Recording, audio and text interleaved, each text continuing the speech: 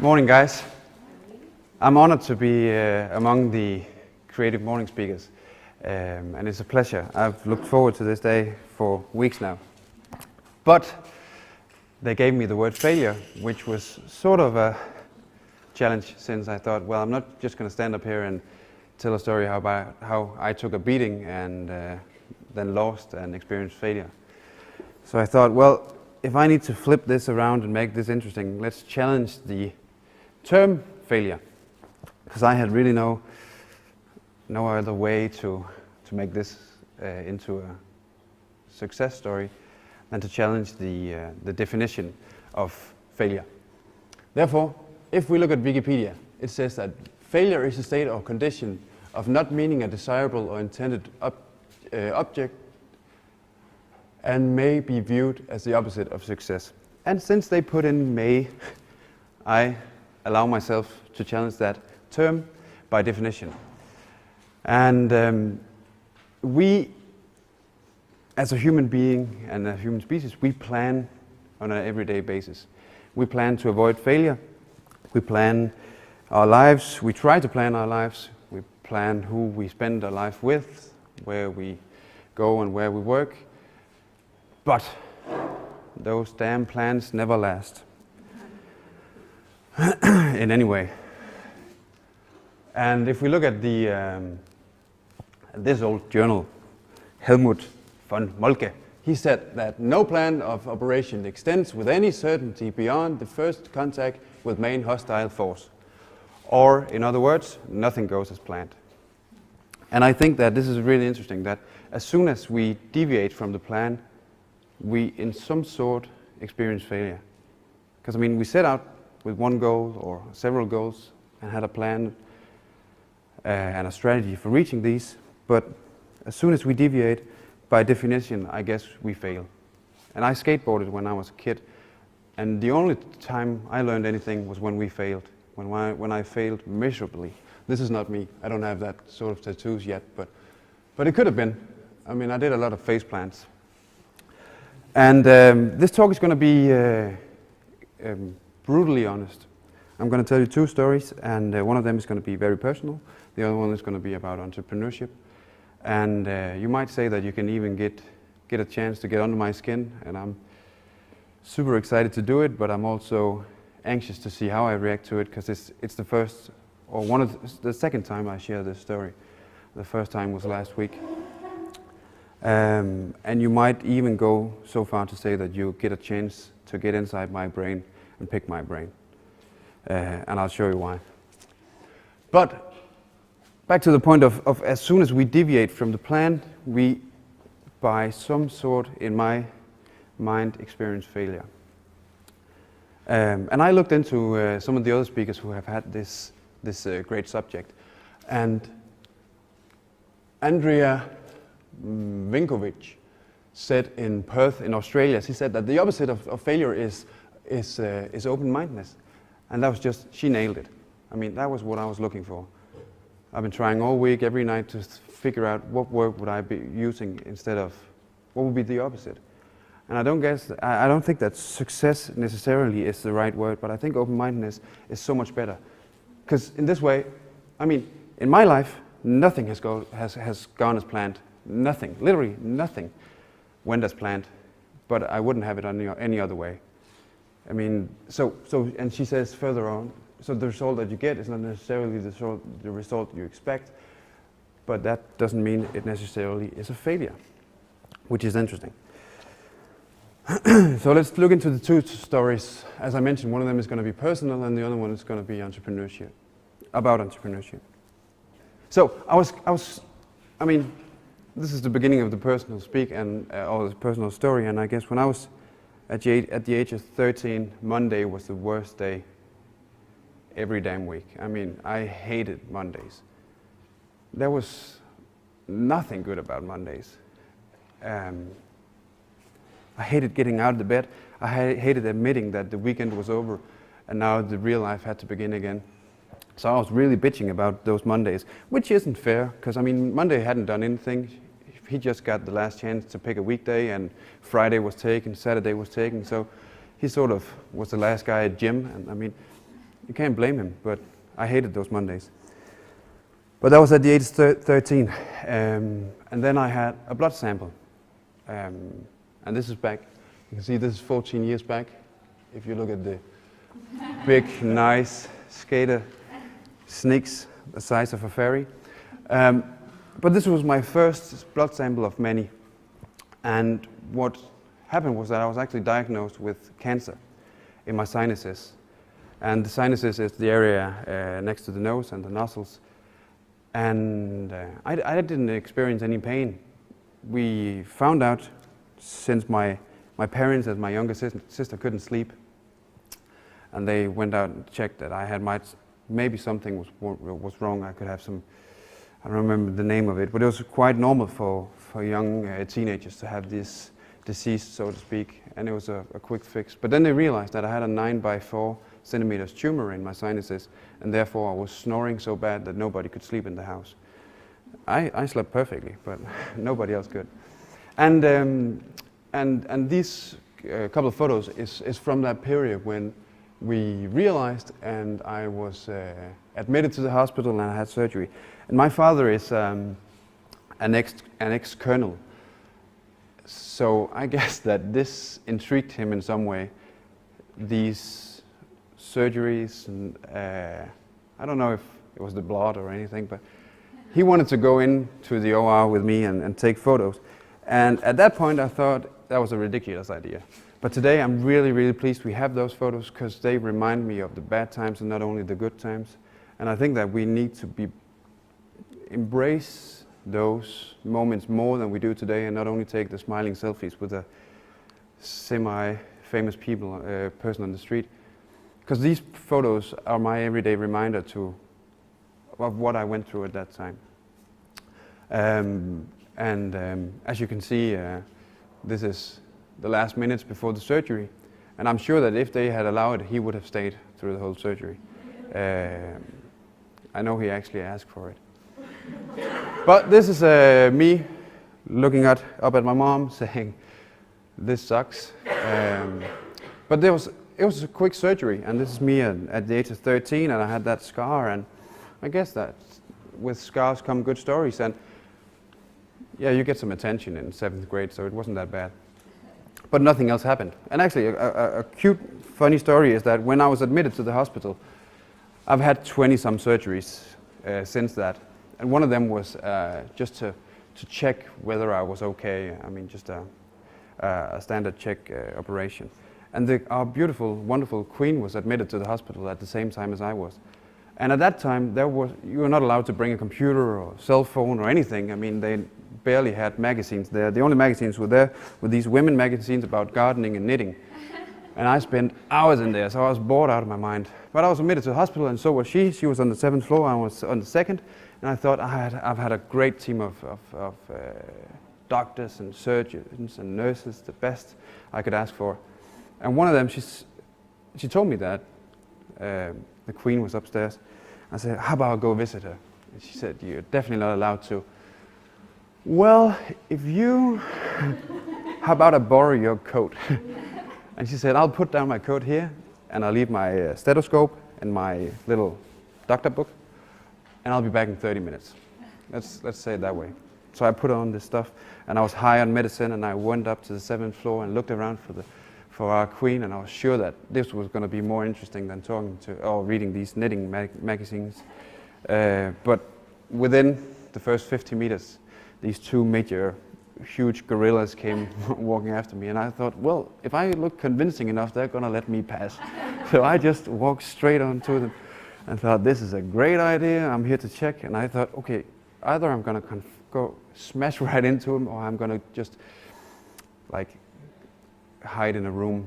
But hiding in a room would allegedly turn out that I had to put a diagnosis for some poor woman admitted to the hospital, and that was worse than being caught by these guys. So I was caught, and I said that, well, it's due to the medication, and yeah, I'm admitted here, I'm a patient and stuff.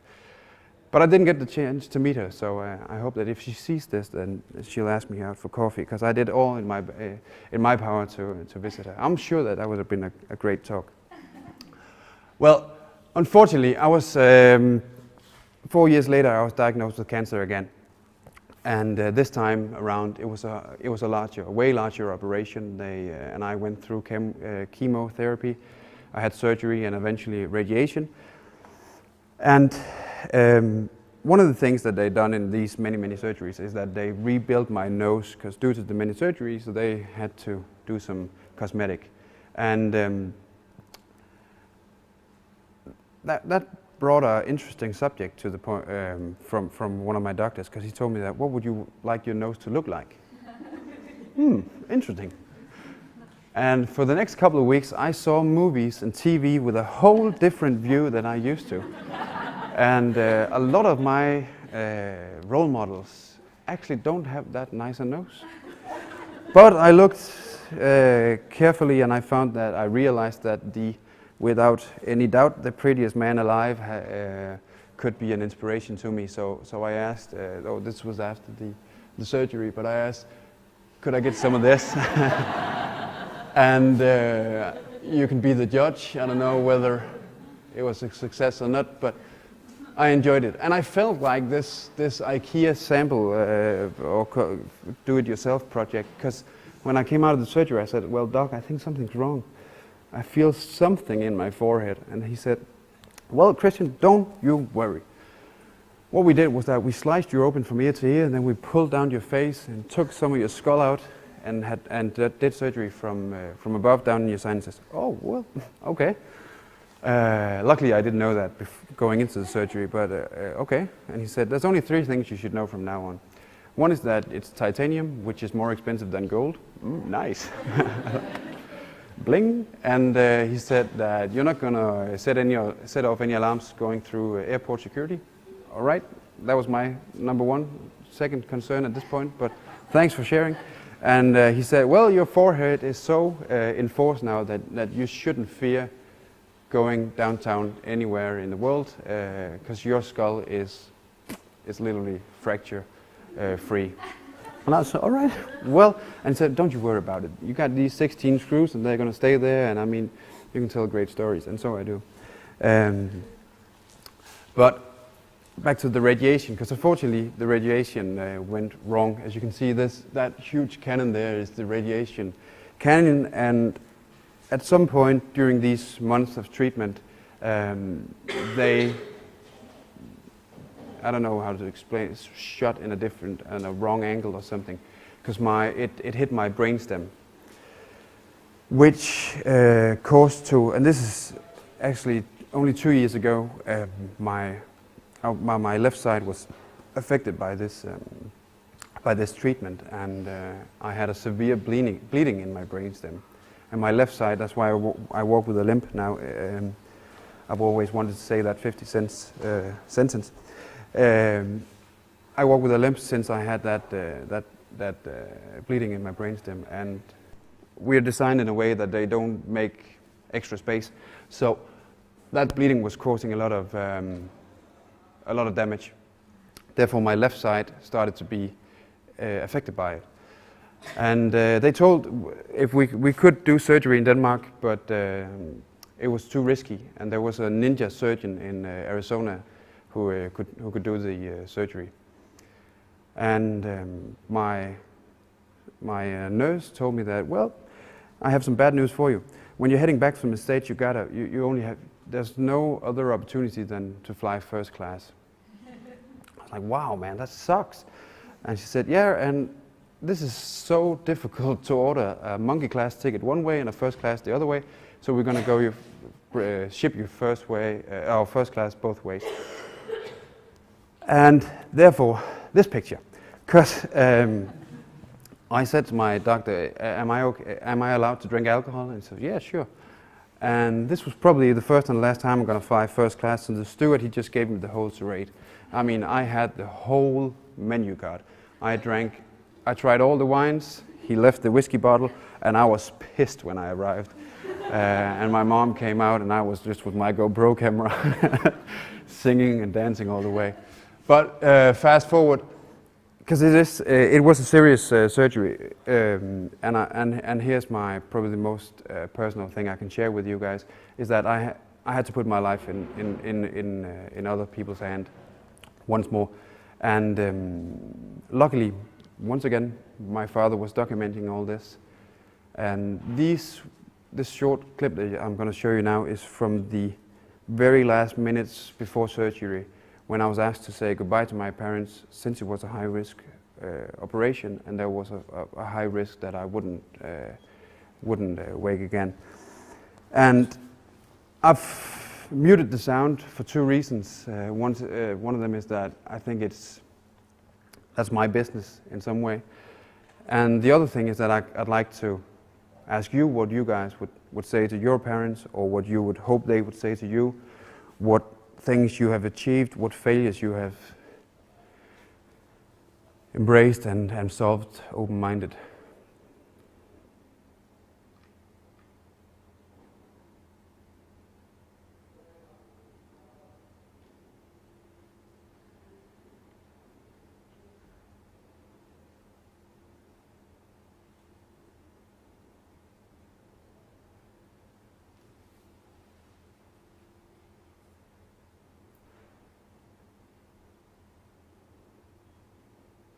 And that was the first time in my career of these surgeries that I asked to be sedated, because I said this is too intense. In Denmark, it's been, I wouldn't say a walkover, but we are more optimistic than they are in the US. They do a lot of signing documents that makes you understand that this is real serious matter. And this is me after the surgery. I was totally paralyzed in my left side. I have been in intense rehab for more than a year. 3 weeks ago I ran for the first time, and I recently started teaching and working and doing these speaks again. But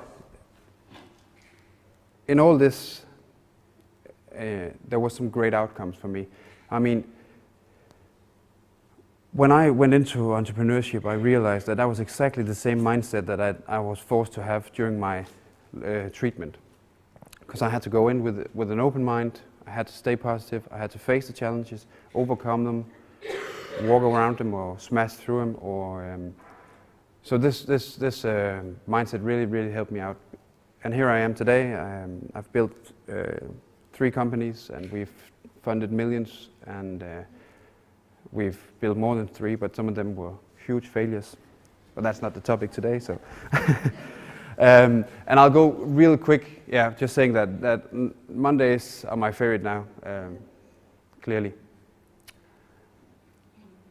So I'll just briefly tell you a story about these companies and what I've learned from them. This was our first we did during our high school or our college time. The problem was collecting stool samples, which wasn't that nice of a challenge actually, because we were working together with 2 other girls, and I mean, talking about bloody feces and these stool samples, and some of them were heavy and some of them were really wet, and I mean, slimy, and we heard it all. But the nurse, she convinced us, saying that there's luckily, well, you don't have to do it. I mean, there's plenty of ways to collect these samples. One of them is putting a bowl into the toilet and then just clean it afterward and put it back in the kitchen shelf. And luckily enough, we also have the newspaper method. You can also feel free to use that one. And realize, okay, well, this is a huge problem, and we collect so many of these samples during a year that we went into it. I mean, in the northern part of Europe alone, it's more than 140 million samples a year. And therefore we went into it. We solved the problem by making this paper product, the Easy Sample, a disposable stool sample. And I guess that we failed over and over and over. Like any other inventor or startup, we failed so many times in creating the most simple product, because we tried all different kind of angles. We tried to, and we made it way more complex than it was supposed to be. But it turned out, and here it is today. It survived 7 years in the industry, and we're in 5 different countries and still growing slowly. I don't think I'll get into the other ones because my time is tight. But I've been involved in some other businesses because I'll skip straight ahead to what I've learned from this stuff. And I think we need to alter our way of seeing failure. Because failure, I strongly believe in what's being rewarded will be done. And as long as we see failure as the opposite of success, we're going to keep postponing the opportunity to create something great. This video is from the Ash experiment. You may know of it. And it's the only way to show you guys how much we're influenced by others and their way of doing it. These 2 guys are actors, and he's an actor, and that poor fella has no idea what's going on. But the fact that they're facing the opposite way in the elevator forces him to think, I can't be any different from any of the others. I need to do as they do. Yeah, what time is it? But that's just an excuse. Because he's eventually going to turn the whole way. I mean, my point is just, if we want something else in life, we got to do something else. We got to do something different from everybody else. Look, that's only a second. So, my very last takeaways from all this is that we should never stop learning, and we should never stop learning from these small failures or the challenges that we face in life. They are, as every cliche says, there are a lesson just weirdly wrapped. And I think that in order to reverse this perception of failure, we need to be way better at embracing each other's failure. And we don't always need to only quote the good ones, the great Steve Jobs and whatnot. Kanye West actually said something quite nice. He said, if you admire somebody, you go ahead and tell them people never get the flowers while they can still smell them. And I really, really try, and I would encourage you to do that, because it's so much easier to recognize somebody when they leave the room. So do it while they're there, because that will help them a whole lot going through their small failures or their deviated plan throughout the day and life. We should learn from others' failure. I have such a hard time understanding why people keep smoking, but there must be some angle to it I don't understand. But embrace the failures of others. I mean, why do we need the example to go that close to ourselves? And if not by the example of others, then remember your own failures, because I mean, a brain freeze sucks. Remember that. Yeah, don't do as everybody else. Make today great. And finally, I think that Charles Darwin, when he said that the survival of the fittest wasn't necessarily the biggest gorilla, but the one who was able to adapt to change. And I think that what he meant was that stay open-minded and curious when you deviate from your plan. And that was all I had. Thank you.